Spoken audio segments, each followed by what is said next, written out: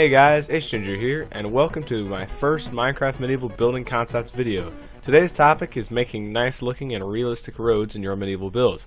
This series will use my Elements of Building series as a foundation and will be formatted similarly to it, but it won't have a set number of episodes and it will be about more specific topics like color or greenery or even starting a city. If you find this helpful or learn something, drop a like, and if you have something you want explained, then leave a comment and I'll see what I can do for you. Without further ado, let's begin.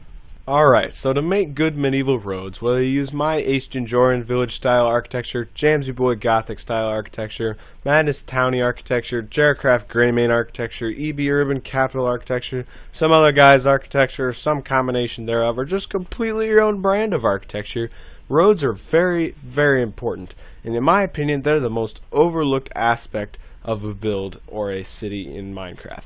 And the reason that they're so important is because they are the main thing that's going to represent the negative space in a city. What I mean by negative space is just the space in between the buildings. So if you spend a lot of time and effort creating really nice looking buildings, or at least what you think is really nice, then you want to put that same kind of care and effort into your roads, because people are going to see the positive space just as much as the negative space. And if you're like me, you're going to see the negative space more. But that's unusual actually. But point is though, you got to put lots of effort into both because you don't want one to overpower the other. So I picked roads actually because I'm kind of passionate about this and I kind of know a little bit about it. So I was hoping that I would be able to instill that, caring into you guys, hopefully. But I'm just going to walk along this road here. And that's another good point too. If you want to measure some of the stuff I'm about to talk about, it's always good to do a flying look from above and also try from below. So just kind of see what it would look like from the perspective of someone walking on your road. But I've got three or four main guidelines for you guys about just kind of the main things to try and do with your roads and what makes or breaks medieval roads, no matter what style you're using. But anyways though, so the first main point is building curved or imperfectly straight. Now, I'm just kind of walking along this road. Here's a curve. This is quite clearly a curve, and it just kind of goes down this way. Then it curves over here, and if I sprint on down over here, it goes straight a little bit, and then it makes a full 180 sharp turn all the way up here. That way you can go on that stairs. And the reason that there would be curves, there's several reasons. First of all, it would be because the city wouldn't necessarily be laid out perfectly, because in the olden days they wouldn't necessarily have thought about that, or they would just kind of accommodate growth as it happened. So they kind of would build around the structures, not necessarily have a main road everywhere. You might have a few main north, south, east, west roads, but for the most part your roads are going to be kind of curvy and kind of twisty. So to do that, if you want to make it realistic, you got to try and do that in your city as well. So like right here, this house just kind of pushes the road over this way, and this house kind of from this angle pushes the road over that way, which creates sort of this diagonal spot where you're actually traveling more diagonal than you are straight one way or another. But if you go back over here, or if you go back over here, you're going straight and you're going straight again for the most part. And that's an imperfectly straight line right there. Another example of imperfectly straight would be like over here. This here building in the center actually kind of blocks this road a little tiny bit. Just 1 or 2 blocks. It only pushes it over a little bit. But by doing that, it adds a lot of atmosphere because you can't always see exactly where you're going, and you just kind of have to walk around it a little bit, which is just a nice thing. That's totally how it would be in a medieval city. You would not necessarily be able to just walk straight from point A to point B. You'd have to go around a little bit. And like over here where I've got all these twists and turns because of the hill, that's another great example because this road actually eventually hooks up with this road over here and makes a huge curve. Now I could have built a road that goes straight like this, but that would not make sense. And the reason for that is because a medieval, the medieval people who would have done this kind of thing, they're not going to want to spend lots of money. They're not going to want to spend lots of time. They're not going to want to spend lots of maintenance on this either. They're going to want to build to the path of least resistance, not necessarily the path of least distance. So that's a really important point. Least distance, of course, would be straight across. And the least resistance is going to be around like I have it. And the reason that they would do least resistance is because it's going to cost them less. The materials are going to keep themselves in place. They're not going to have to build a self-supporting staircase structure that goes against this steepish cliff. They're going to have the hill to help support it, so they're not going to have to maintain it as much.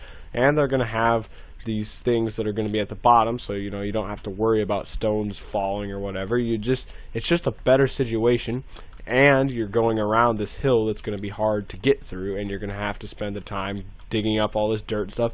It's just a lot better of a solution for the people doing this, especially if the government's doing it. They're not going to want to spend their money all on roads. They're going to want to spend it on other things. So this is just a important thing that you could do by making it curve around, and taking the path of least resistance is just really important. And I'll talk more about building the levels towards the later parts. But anyways, those are that's kind of the main stuff with curves and building it perfectly straight. But that's really important. But the next thing I want to talk about is building with purposeful materials. So, for example, this here is my palette. I think pallet's the right word, but it's just this. These are just the stuff. I've got gravel, stone bricks, cobbles, cracked stone bricks, regular stone, and then stone slabs and other slabs, respectively. Now, I don't usually use staircases, but occasionally, if they're really necessary, I do. But I'm not really going to explain that too much, but just kind of depending on the location. But anyways, though, like right here, I've got a gradient with stone bricks and cobblestone, but it does not have smooth stone. And oftentimes I will not use all of them at once. I rarely actually use all of them at once. Usually I'll leave 1 or 2 out, sometimes 3 out, depending on what I'm actually going for. Now, I'll talk about randomization now, too, I guess. Randomization is one of those things that's just really close to my heart, and I think that it's really, really important to randomize your stuff. Some people will disagree with me about that, but I just think it's essential that you have this variation, because it adds so much more detail and variance to your stuff.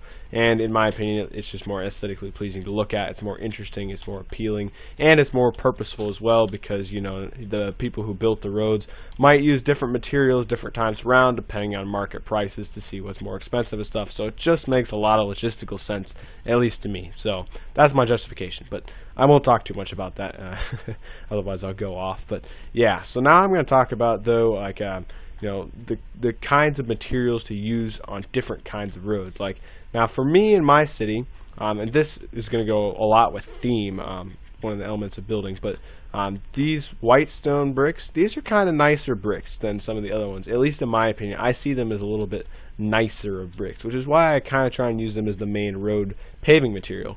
Now, it might be a little bit too rich for the area. However, because in my city I use these the way I do, I can justify them like that because it's part of the theme. Now, if I only did that in one random area, then that's emphasis, and you're gonna say, oh, why is it like that here? Did he just do that for no reason, or is he feeling it, or is there some significance? Well, if you have it everywhere, then there's no emphasis, and you can say, okay, it's part of the theme, and that's part of the road. That's just part of the road design for this particular city. Maybe the prices of this particular kind of stone would be lower for some reason. I don't know, but that's just important. And like up here, here's a different gradient. Oh, that's where the sidewalk ends, folks. But down by this road where it continues, I haven't built all that yet. Over here, I have these smooth stones instead of instead of cobblestone, and that's just a different building material choice. And I would consider the smooth stone to be a little bit nicer, and especially as I move towards here, the reason I use smooth stone is because over here I actually have sort of this whole rocky outcrop type section of a little pier type thing. So over here there's a lot more smooth stone, and because of that there's a little bit of cobblestone and stuff, but it's mostly smooth stone in the gradient actually, and then a little bit of these white bricks as well. But as you move away from it, there's less of that smooth stone because it's just kind of a more naturally occurring thing and not something you can necessarily mine, just like in the actual game as it happens.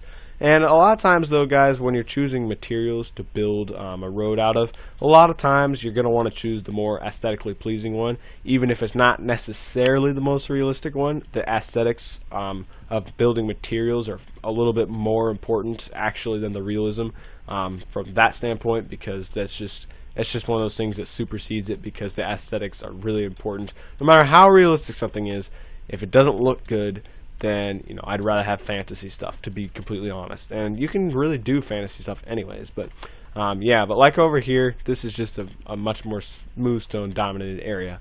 Now I'm also gonna quick fly on over here because I've got a really nice path over here to show you guys. You gotta also, I don't happen to have any rural roads because I'm still working on my city, but over here I've got a nice sort of branch off road that's just kind of it's just gravel and it's got grass growing on it, and you can tell it's not very frequently used.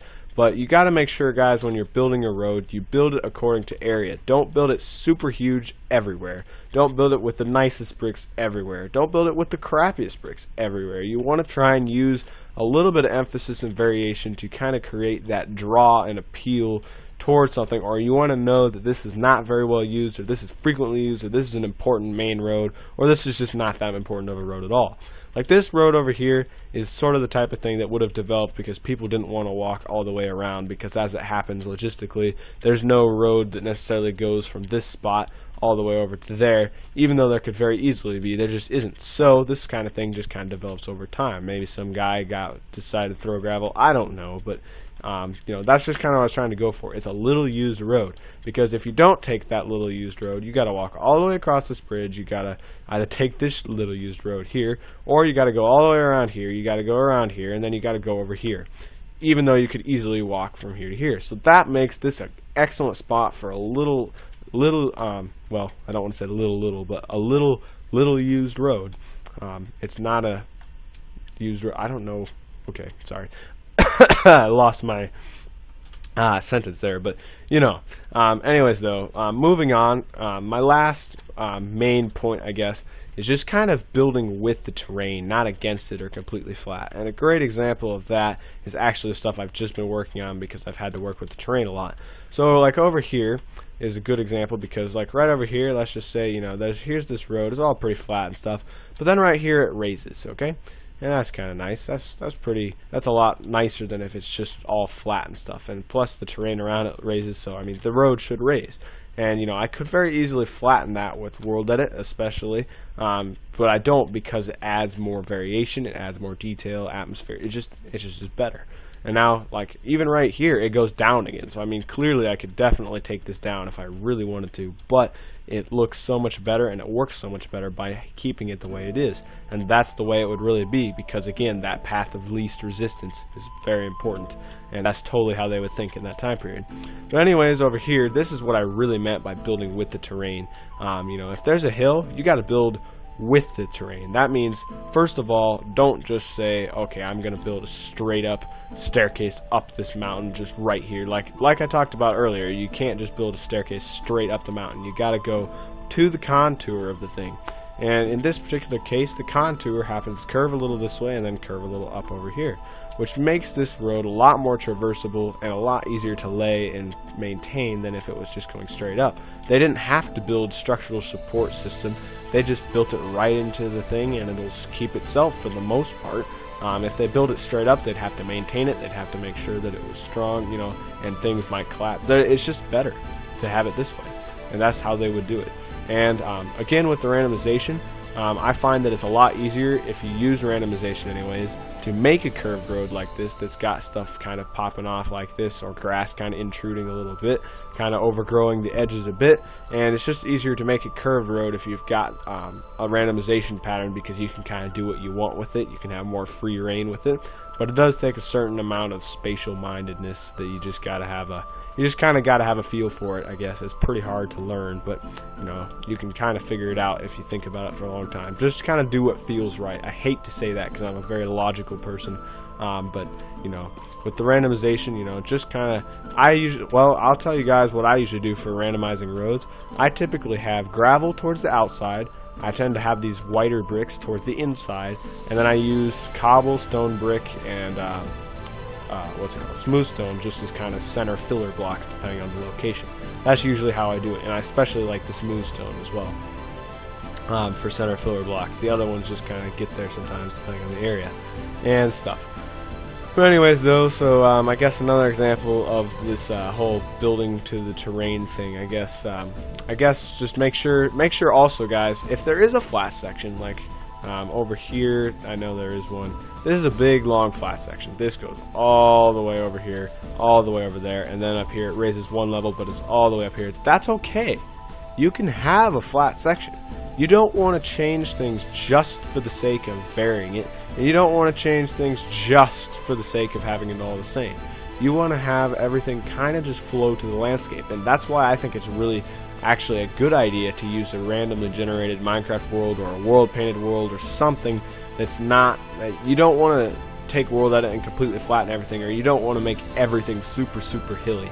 It's just better if you kind of work with what you've got, and if you just kind of let nature do the work. I know it's a randomly generated game with numbers and things, so don't tell me it's not nature, but you know, essentially it's Mother Nature making a random terrain for you.